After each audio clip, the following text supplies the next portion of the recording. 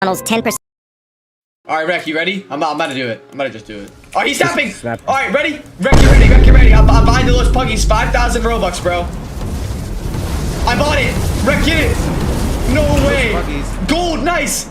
I literally, bro, I'm gonna say, like, I trust, like, my community, so I'm not gonna do it. What? Like, I'll get this. How do we get this? How do we get entry?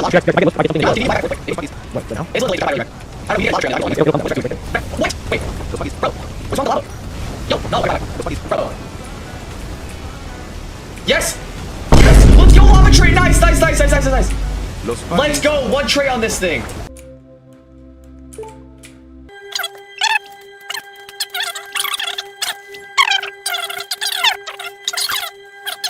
So we got 187.5 million. Oh, I didn't get it. All right. Okay, this is what we got, bro.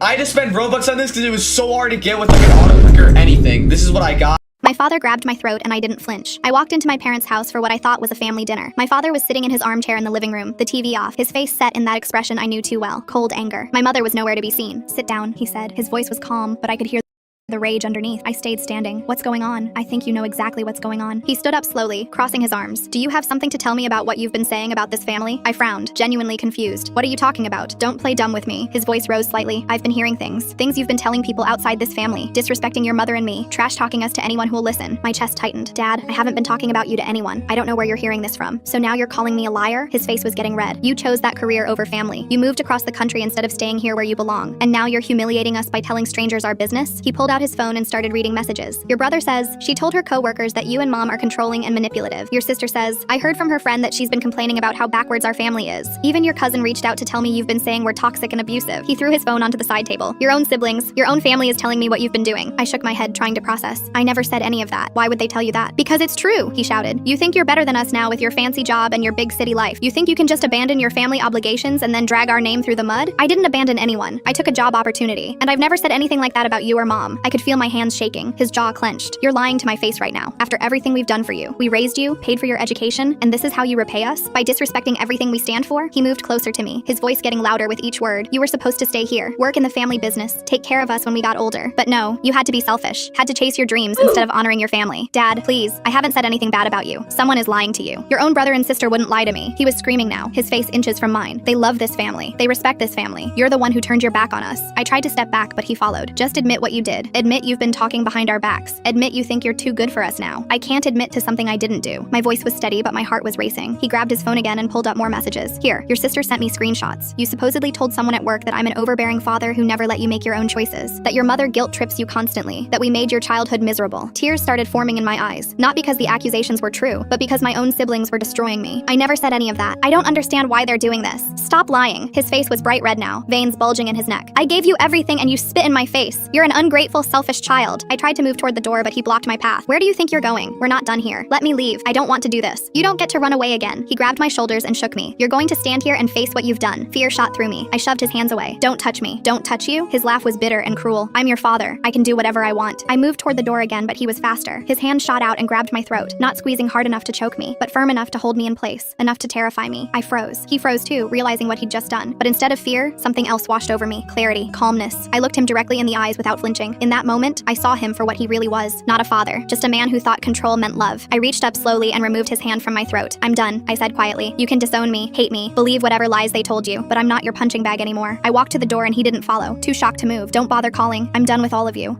My father grabbed my throat and I didn't flinch. I walked into my parents' house for what I thought was a family dinner. My father was sitting in his armchair in the living room, the TV off, his face set in that expression I knew too well, cold anger. My mother was nowhere to be seen. Sit down, he said. His voice was calm, but I could hear the rage underneath. I stayed standing. What's going on? I think you know exactly what's going on. He stood up slowly, crossing his arms.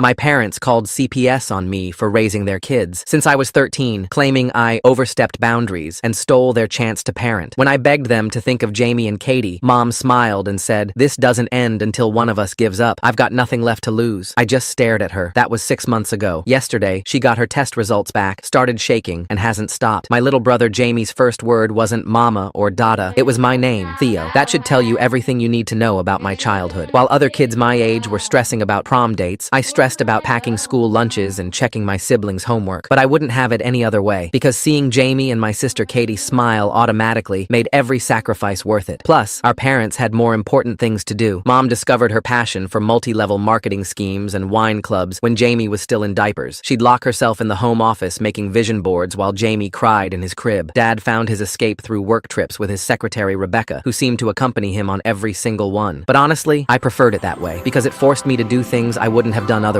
Every time my parents forgot a parent-teacher conference or Katie's dance recital, I got to be there instead. I got to be the reason their faces lit up. I opened a savings account the day I turned 16 and deposited every dollar from my part-time job, knowing we'd need it when Mom inevitably drained the grocery budget on another failed business venture. And for a while, our system worked perfectly. I'd wake up at 5:30 to pack lunches and check homework while our parents slept off their hangovers. The kids never went hungry, never missed an assignment, never felt unloved, and to me, that was all that mattered. But at Jamie's high school graduation, Something insane happened. Me and my family all attended together. Mom even wore something other than yoga pants, and Dad left his phone in his pocket for a full 10 minutes. They sat in the front row like they'd earned those seats, posting photos with captions about their brilliant son. When he walked across the stage, tears were streaming down my face. I felt like I was watching my own child grow up, and 5,000 name calls later, it was finally time to leave. Or so I thought, because that's when Jamie got up on stage to give a speech. This speech isn't about me, he started. It's about the person who made sure I'd be standing here today. He found me in the crowd, and we locked eyes. I wiped my tears away out of embarrassment. When I was 6, I broke my arm falling off the monkey bars. The person who rushed me to the hospital was my brother Theo, who was only 13 and had to convince the nurses he was old enough to sign the paperwork. The auditorium fell silent. Even the rustling of programs stopped. Most kids learn to ride bikes with their parents. I learned in an empty parking lot at 6 a.m. because Theo worked nights to buy me that bike, and early morning was the only time he had free. Mom's phone slipped from her hand and clattered on the floor. Dad's jaw was clenched so tight I could see the muscle twitching. "So, Mom and Dad," Jamie said in a gentle, light-hearted tone, "thank you for giving me the best role model I could ask for." He raised his diploma toward me. "This is yours as much as mine, Theo. Actually, it's more yours, because while you were raising us, you gave up your own chance at being a kid." Whispers rippled through the crowd. Our extended family members were turning to stare at my parents. Aunt Helen's mouth had fallen open. Uncle Robert was shaking his head slowly, connecting dots from years of missed family gatherings. The applause started slowly, then built to thunder. After the ceremony, our relatives swarmed us, not our parents, just us. Grandma grabbed my face in her weathered hands, sobbing apologies for not realizing sooner. "We thought you were just being a helpful big brother," she wept. My parents fled before the reception ended, their carefully maintained image shattered beyond repair. But they weren't done with me. 48 hours later, I was helping Katie practice for her dance recital when the doorbell rang. 2 women in pink suits stood on my porch, CPS badges glinting in the afternoon sun. My blood turned to ice water. They pushed past me like I wasn't even there, documenting everything with phones and notepads. The medication chart I'd created to track Jamie's ADHD prescriptions became evidence of unauthorized medical decisions. The birthday calendar with everyone's doctor's appointments was assuming parental authority without legal standing. Even the fully stocked refrigerator was somehow twisted into overcompensation for neglect. And suddenly, everything made sense. Because as they made calls about emergency placement orders, the woman said, "Yes, the biological parents called in the report. They're willing to resume full custody immediately." Katie clutched my leg as the CPS workers photographed her artwork on the refrigerator. Her tiny fingers dug into my jeans while she whispered something I couldn't quite hear. The taller worker bent down, her phone camera clicking rapidly. The woman straightened up and typed something into her tablet. I watched her fingers move across the screen, documenting Katie's behavior as potential coaching by sibling. My stomach churned as I realized they were twisting everything, even a scared child seeking comfort. Through the window, I spotted Dad's Mercedes pulling into the driveway. He stepped out wearing a charcoal suit I'd never seen before, his phone pressed to his ear. Mom emerged from the passenger side, already typing on her phone. Within seconds, her Facebook post appeared on my feed notification, "Fighting for my babies against false accusations. Prayer warriors needed." I glanced at the post while the CPS workers continued their inspection. Mom had tagged 37 people and somehow managed to misspell Jamie's middle name as Michael instead of Michael, the same middle name she'd given him after her father. Dad strode through the front door without knocking, his voice carrying the authority of someone who'd been practicing. He rattled off something about parental rights and due process while pulling documents from his briefcase. The CPS workers barely glanced up from their tablets. I tried explaining the medication chart to the shorter worker, pointing out how I'd color-coded Jamie's ADHD medications to prevent missed doses. My hands shook as I showed her the backup alarms I'd set on my phone. She asked for power of attorney documents. The words caught in my throat. We'd never thought to get any. Why would we? I'd been handling everything since I was 13. Grandma's car screeched into the driveway next. She burst through the door, demanding to take the children immediately. Her face was flushed, and she kept pressing her hand to her chest. Then she swayed slightly, reaching for the wall. She needed her diabetes medication. I knew the signs. Her blood sugar was dropping fast. The medication was in her purse, but she'd need food too. I glanced between her and the filing cabinet where I kept years of documentation. Every second I spent helping her was a second Mom could use to manipulate the situation. I chose Grandma. I grabbed her medication from her purse and rushed to the kitchen for orange juice and crackers. Behind me, I heard Mom's voice, syrupy sweet, promising Katie a puppy if she came to live with Mommy and Daddy. She mentioned a pink bedroom, all Katie's own. Katie's small voice carried across the room. But where will Theo sleep? Mom's pause lasted a hit too long before she launched into descriptions of a princess bed and toys. I steadied Grandma in the kitchen chair, watching her color return to normal while precious minutes ticked by. By the time I returned to the living room, our parents had spread out across the neighborhood like a virus. Dad stood on the front lawn with our elderly neighbor, Mrs. Chen, handing her a Starbucks cup while shaking his head sadly. Mom had cornered the Johnsons by their mailbox, her hands gesturing wildly as she painted her picture of a troubled oldest child who'd overstepped boundaries. My phone buzzed simultaneously with 3 different crises. groceries. Jamie's school needed his permission slip for tomorrow's field trip. Our landlord wanted to know why the rent was 2 days late. The CPS workers demanded documentation of my employment history and financial records, all within the span of 10 minutes. I chose the rent first. Racing to my laptop, I transferred money from the emergency fund I'd built over years of part-time jobs. The late fee would eat into our grocery budget, but keeping a roof over our heads took priority. As I hit submit on the payment, I noticed the bank teller processing it was Cheryl from Mom's MLM downline, the same woman who'd been pushing essential oils at last month's PTA meeting. The emergency lawyer consultation would cost $300, money I'd earmarked for Jamie's SAT prep courses. I booked it anyway, knowing the CPS workers would document this financial juggling as instability. Every choice felt like stepping deeper into quicksand. Dad's composure cracked when Katie ran past him to grab her stuffed elephant, calling him Mr. Tyler instead of Dad. His face went pale, then red. His hands trembled as he pressed them against his temples. The panic attack looked genuine, because it was. Even the CPS workers paused their documentation to watch him hyperventilate into a paper bag Mom produced from her purse. Later, while Dad recovered on the couch with Mom rubbing his back, Jamie pulled me aside in the hallway. His eyes were red-rimmed but defensive. He told me Dad had apologized for missing all his baseball games, that he was trying now, that people deserved second chances. I bit my tongue until it bled, tasting copper while Jamie defended the man who'd chosen business trips over birthday parties, but I couldn't destroy Jamie's hope. Not yet. The CPS workers requested medical records for both kids. I retrieved the thick folder from my filing cabinet, the one I'd maintained since taking over their care. As I flipped through it, a faded emergency room report from Katie's 3rd birthday caught my eye. She'd fallen off her bike, needed stitches. The signature line showed my name as the guardian who'd brought her in, proof that I'd been parenting since I was 15. I photocopied it quickly, adding it to my growing stack of evidence. The timestamp showed 2:47 a.m. I remembered that night. Mom passed out in her wine-stained bathrobe, Dad in Houston for a conference. Me, holding Katie's hand while she got 4 stitches in her chin, singing her favorite song to keep her calm. That evening, after the CPS workers finally left with their tablets full of twisted documentation, I realized Katie's comfort blanket was still at our parents' house, the one she'd slept with every night since birth. She was already anxious, picking at her fingernails the way she did when stressed. I waited until dark, then crept across the property line. The fence was only 4 feet high. I'd climbed it dozens of times, retrieving balls and toys over the years, but as I swung my leg over the top, a motion sensor triggered. The Ring doorbell camera swiveled toward me, its blue light blinking steadily, recording everything. The next morning brought fresh chaos. Jamie's teacher called, explaining she needed his academic records from previous years to process his college applications. Records that required parental authorization, Mom's authorization specifically, as the parent listed on all school forms. I begged Mom to sign the release forms. She smiled, said she'd be happy to help once this misunderstanding was resolved. Once I admitted I'd overstepped. Once I stopped fighting the family reunification. Aunt Helen arrived that afternoon with coffee and concerned eyes. She sat me down at the kitchen table, the same spot where I'd helped Jamie with multiplication tables for years. Her words felt rehearsed as she reminded me how I'd acted when Grandpa died, how I'd refused help, tried to handle everything alone. I was 8 when Grandpa died. Our parents were in Vegas, unreachable. I'd made sandwiches for Jamie and Katie, kept them calm, told them stories until Grandma could fly in from Florida, but Aunt Helen's version painted me as controlling, unable to accept support, just like now. Mom's Facebook campaign gained momentum hourly. Her post about healing our family collected 147 likes and dozens of supportive comments. When I tried responding with facts, explaining the years of neglect, my comment was screenshot and reported for harassment. Facebook suspended my account within hours. The lawyer I'd consulted sent a formal letter to my parents' attorney. Their response came swiftly. My daily texts checking on Jamie and Katie were being documented as a harassment campaign against a family trying to reunify. Every concerned message became evidence of my inability to respect boundaries. Dad still controlled the kids' health insurance through his employer. When Jamie's ADH medication ran low, I called in the refill only to have it denied. Dad's insurance wouldn't approve it without his explicit consent. He texted me his terms. Stop this nonsense. Admit I'd overreached, and he'd approve the medication. Jamie's prescription would expire in 3 days. I spent 6 hours at the pharmacy trying to navigate insurance overrides and prior authorizations. Exhaustion pulled at my eyelids. When I jerked awake, crying from a stress dream, still in the pharmacy waiting area, the pharmacist exchanged worried glances with her colleague. I saw her type something into the computer. A note about potential substance abuse, probably. Sarah had been my best friend since middle school. She'd watched me raise Jamie and Katie, brought groceries when money was tight, held me while I cried from exhaustion. But when she met me for coffee, her hands wrapped around her mug like a shield. Her husband had concerns. If I continued this fight, if I kept challenging parents' rights, they couldn't let me babysit their kids anymore. The liability was too high, the association too risky. She cried as she said it, but she said it anyway. The neighborhood whispers started subtly, conversations that stopped when I walked by, eyes that followed me to the mailbox. Then someone sent me a screenshot from our local Facebook group. Anyone else worried about the Theo situation? The post had 80 89 comments. Neighbors discussing my mental state, my fitness as a caregiver, whether someone should do something. Mom claimed she'd attended Jamie's science fair 2 months ago. She posted photos as proof, her arm around Jamie in the gymnasium. But the timestamp was wrong. The photos were from the previous year's fair. The same week she'd posted Vegas trip photos, cocktails by the pool, while Jamie presented his project on renewable energy to empty chairs. My coworker Brad mentioned needing help with his taxes. Mom had offered to help through her new financial consulting business. She'd explained how he could write off his entire home office, maybe even his car. Classic MLM tax fraud disguised as expertise. When I proved Mom had lied about the science fair, showing the date discrepancy, it revealed an uncomfortable truth. I'd missed it too, working a double shift to cover Katie's dance costumes. Jamie's quiet voice cut through my vindication. At least you told me why you couldn't come. Small victories felt hollow. Jamie's teacher agreed to write a support letter for our case. I celebrated with a glass of wine that evening, the first alcohol I'd had in months. Through the kitchen window, I saw my neighbor's phone camera pointed at me. By morning, there would be documentation of my drinking problem. Mom's final text that week was short but clear. This doesn't end until one of us gives up. I've got nothing left to lose. She was wrong about having nothing to lose, but she was right about one thing. This would.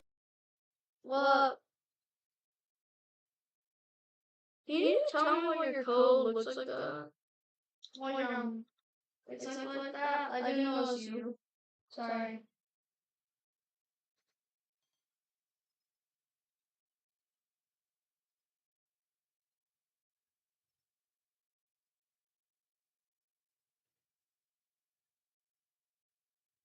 Let me see, that's a real code? I'll actually do it. Moonhead, you see. Let me see if that's kind of code.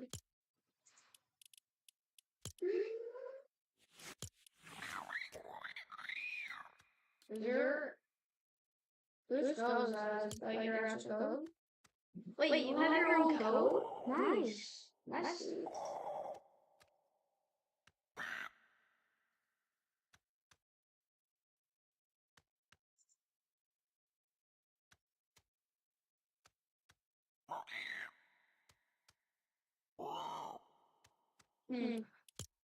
Yeah,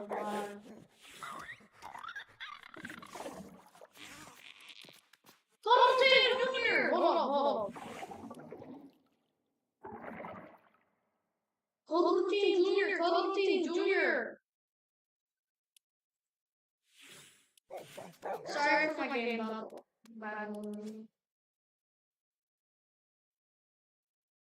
What the hell is happening with my game?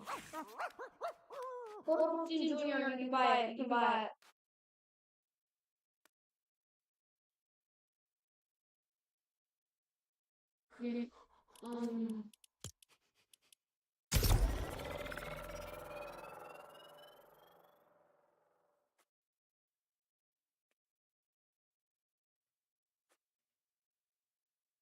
No, I'm gonna go out first.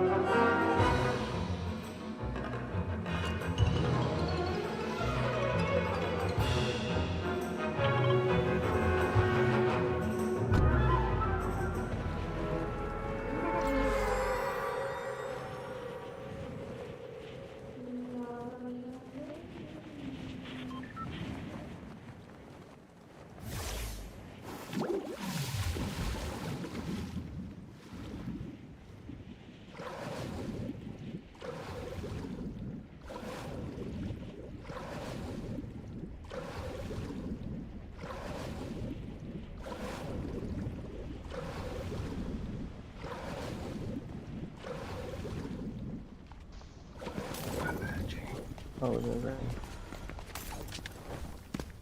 I'm here now, though. So you're in here. Where at, though? I don't know. There it is.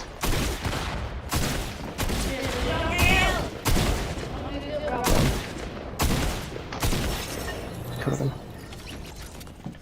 You just gotta do your better. I need my. Okay, I'm gonna see this partner's gonna come here to get his card thing. What up?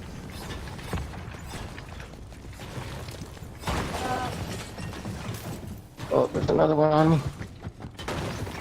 Oh, no. I'm good. Bro, I can't find a single weapon. What was that? Are you in trouble? I'm on my way.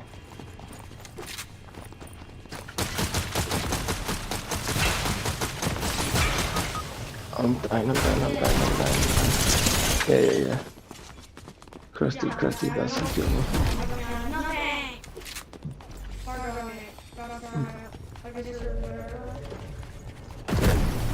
Nothing. You're okay, flower boy. On you, he's on you. He's coming. You're good. Just alright. You could ride me later.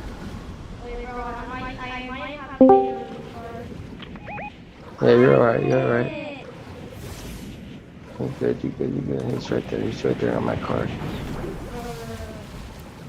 Take your time. I'm gonna go to the restroom, BRB. Yeah, you're good. Just make sure you get my card. You got 250 seconds. Oh yeah, you're cooked, man. You're cooked. You're good, GG's.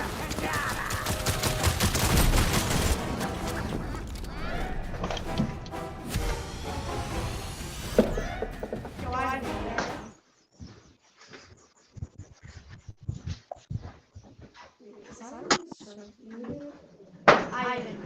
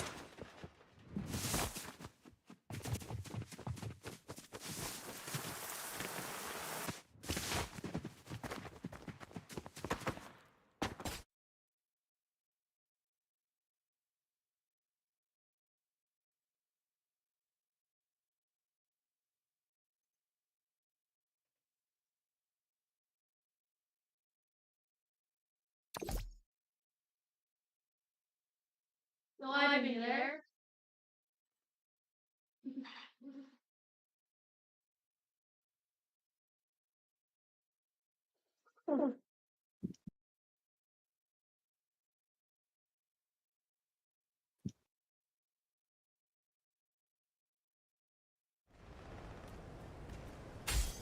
Bro.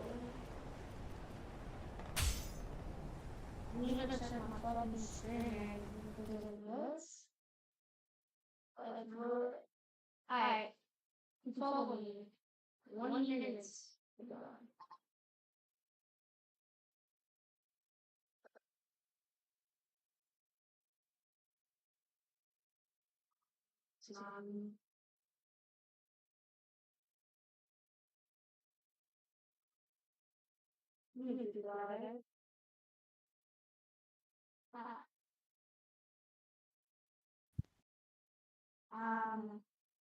How much check? There's nobody in our video. Yeah, damn it. First started on celebrating.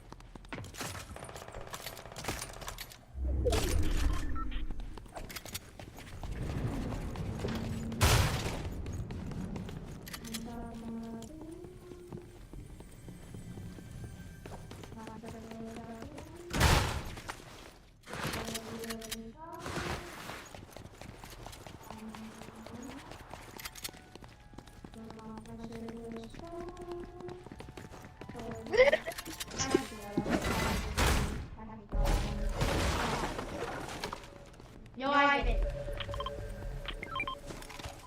Ivan, you're not getting response to me. And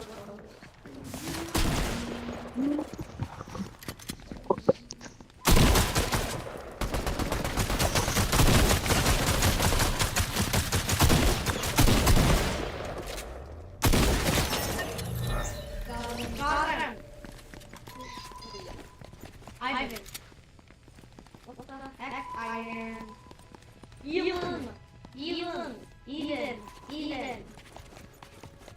Eden. What the hell was that?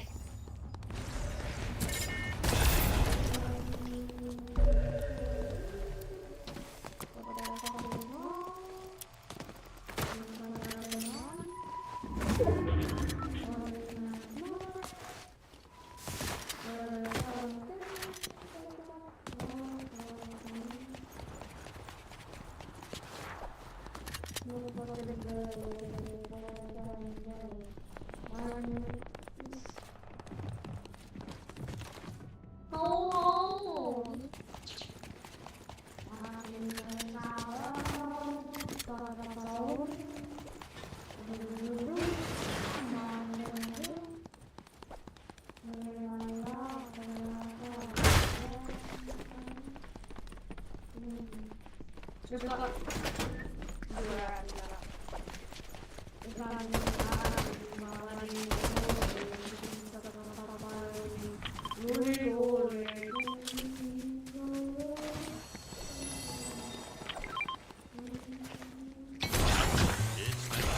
Jebediah Springfield.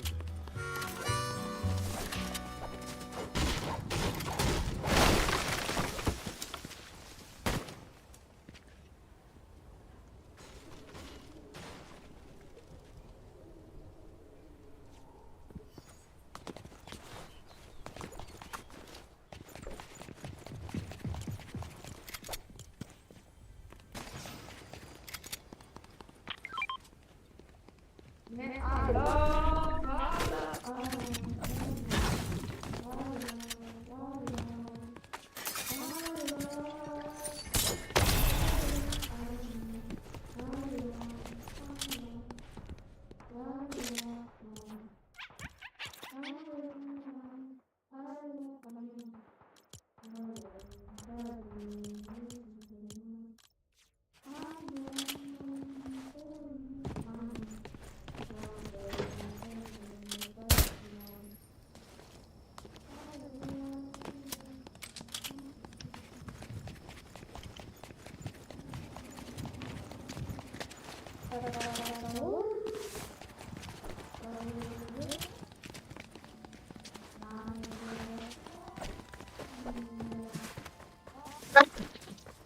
Ivan.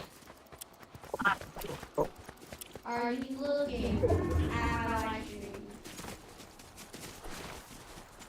Ivan, are you there?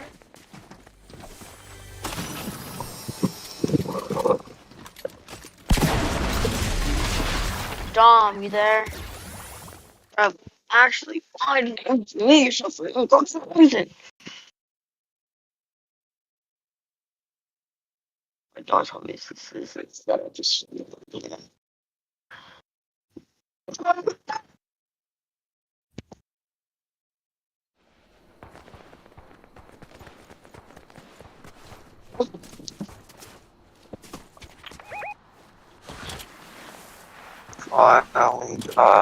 No problem.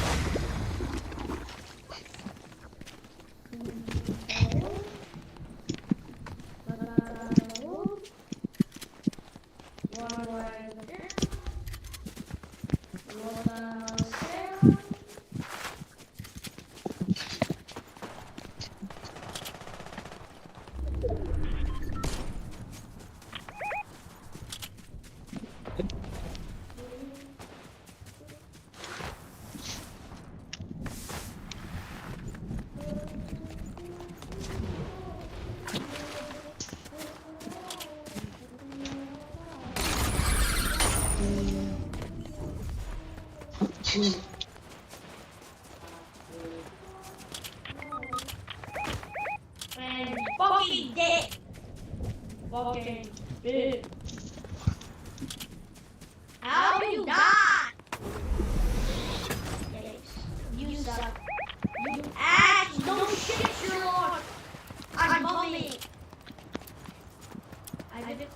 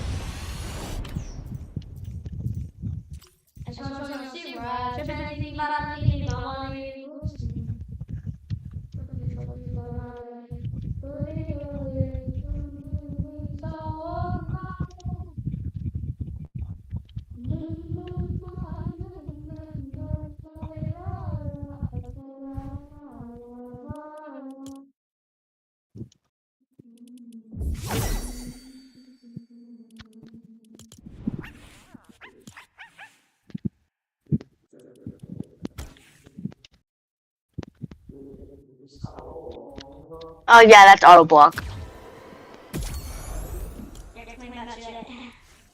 I'll fucking load on. Ah, damn it! I can show the fuck out. Oh no, Blackbeard.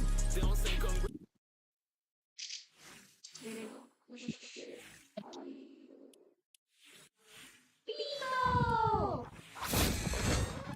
Look, not buy.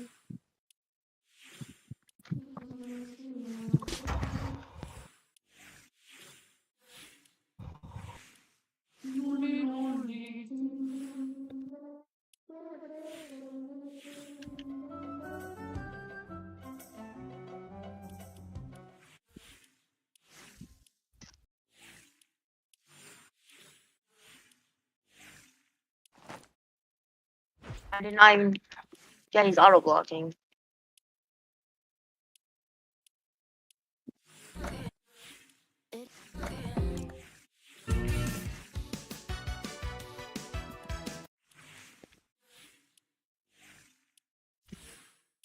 You just give me 3 things at once. Not fair, dude. What? There has to be some cheat.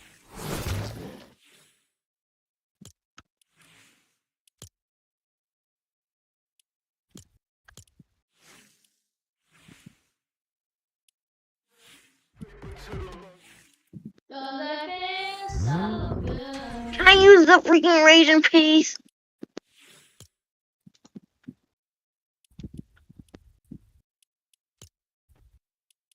Yeah, one.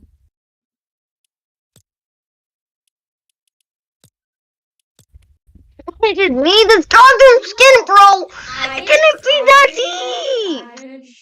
Just die! I think. It's not even that deep, bro. Can you just... You wanna know what else is deep? My balls are all out.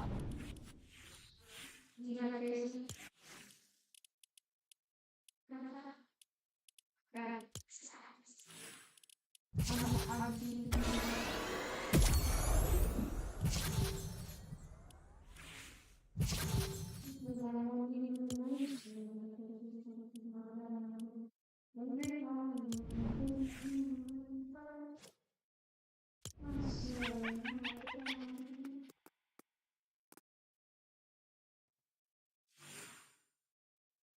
Over bing bing ding bling bing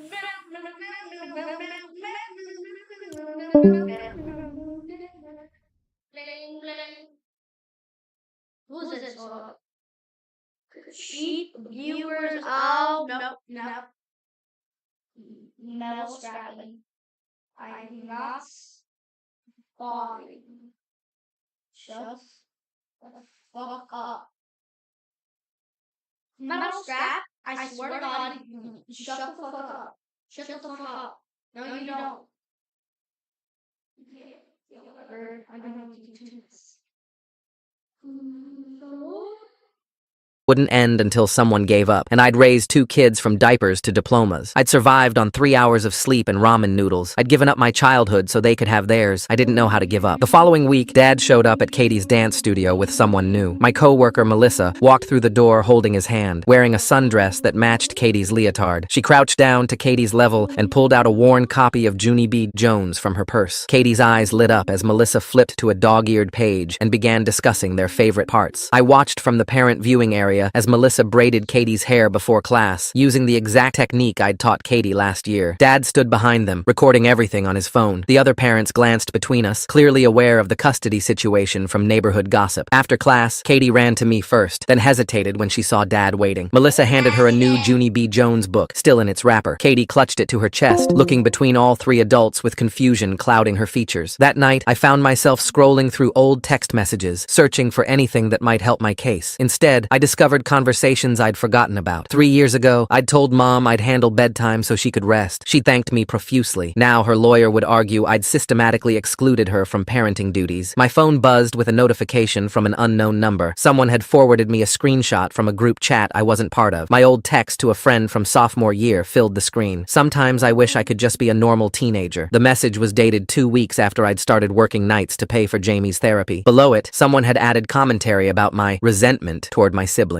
The preliminary custody hearing arrived faster than expected. Katie sat in the judge's chambers for her interview while we waited outside. When she emerged, her face was red and puffy. The court advocate whispered something to the judge, who made notes on her legal pad. Later, the transcript revealed Katie's innocent words twisted into weapons. She'd mentioned how I used to lock the door when Mommy tried to come in at night. She didn't understand she was describing the nights Mom stumbled home hammered, demanding to see the kids at 2 a.m. Katie just remembered me saying Mommy was sick and needed to sleep. My lawyer requested old baby monitor footage from our home security system. What we found made my chest tight. Frame after frame showed teenage me rocking Jamie to sleep, changing diapers, preparing bottles. In the background, the sounds of our parents' parties filtered through the walls. Laughter, music, clinking glasses. The timestamp showed 1:47 a.m. on a school night. The family court mediator reviewed the footage with a furrowed brow. She made notes about parentification and role reversal. Then she turned to me and explained how my parents' neglect had forced me into an inappropriate role. But instead of holding them accountable, She focused on how I'd perpetuated the dynamic by not seeking intervention sooner. I remembered Mom's Amazon pack. Alright. Gotta try to build movement speed or some shit.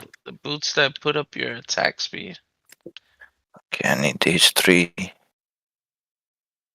I need this. Weapons. Executioner. Aura and dice. To get the executioner, have to kill like a lot of shit with the sword, right? 15,000. 12.k, 12.5 1250, 50, isn't it? Yeah, rip. something like that. 15. Might as well be 15. Same shit. Better than I don't play with Fox. I play with Sarufi. Yeah, I never play with Sarufi at all, but yeah. You might not have fun. I would say try to go for the 6-minute challenge with Sorufi. Like if you last over 6 minutes, you in got the Joe's goat- dagger, right? No, you get the Soul Harvester, Right, which is a some. really good starting item. It's like one of the best starting legendaries you can get, but it falls off like end game. Nice. Why can't I shake my own channel? What the fuck? Why doesn't it stay on stream? Let's win. Win. Why doesn't it stay on stream, bro? Win. What the fuck? Wait, it's not on. I gotta get rid of it.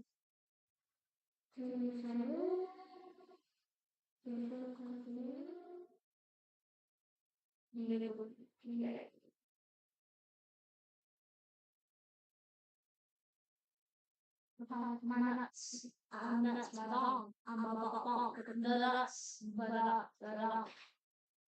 zidong. But zidong.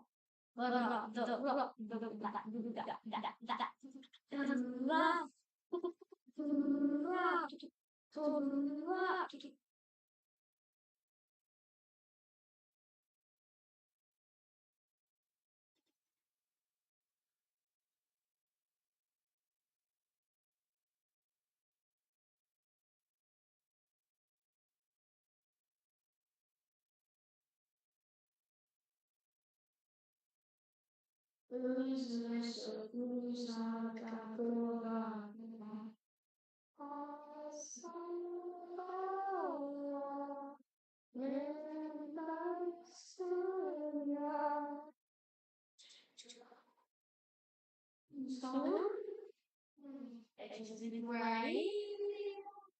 Got fucking dance. So, what was I saying?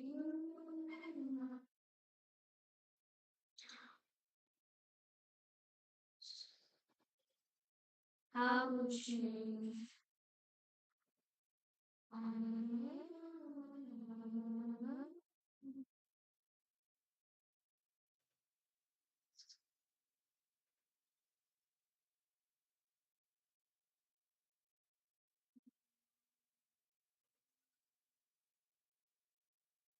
I just fucking licked my balloon number.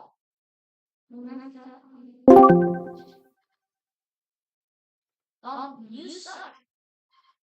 First off, I'm so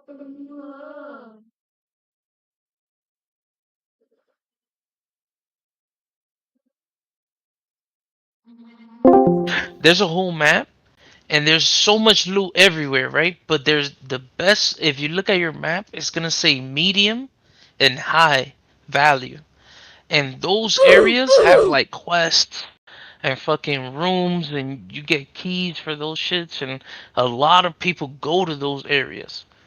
So it's crazy, bro. That shit is crazy. 'Cause you gotta do your missions. Like each trader you have has a mission, like has missions that they give you.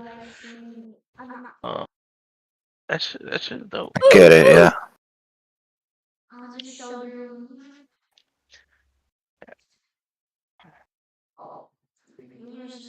It is. I did have a lot of fun solo, but I'm at a point now where I kind of just want to play with friends. I don't really, I see.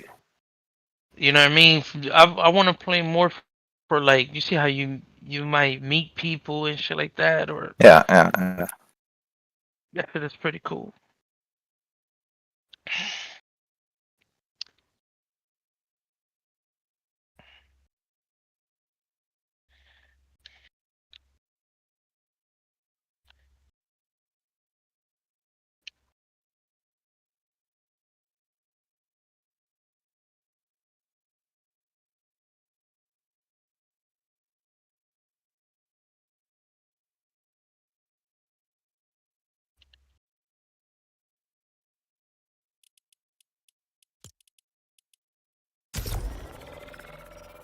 Why everybody outside?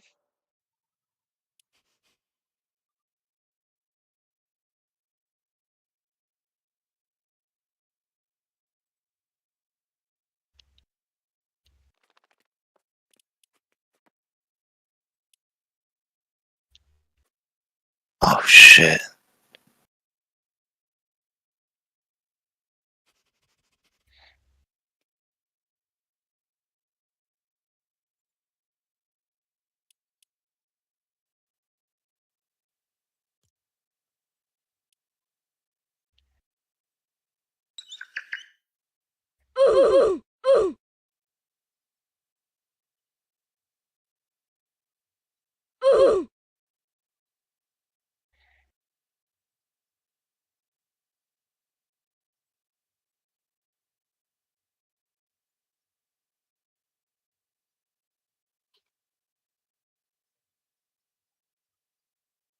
Oh, I gotta go to the toilet. Be right back.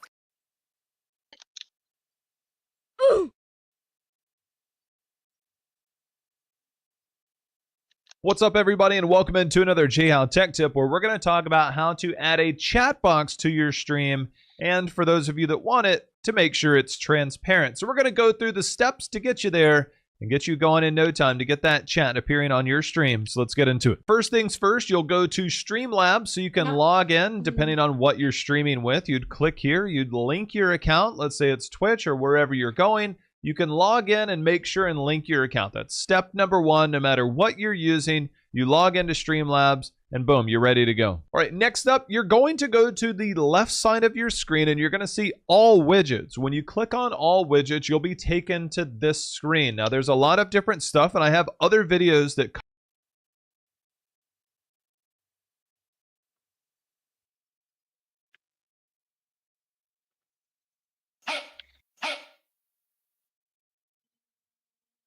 Yeah.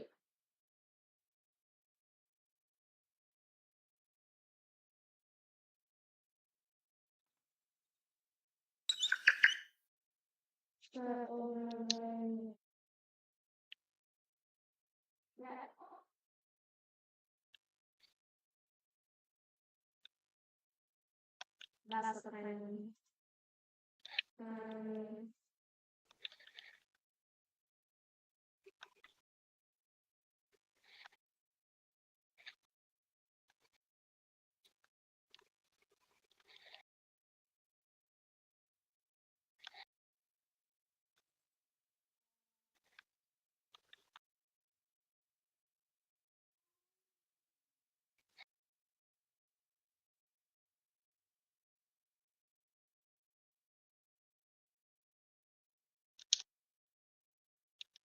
Come on, bro.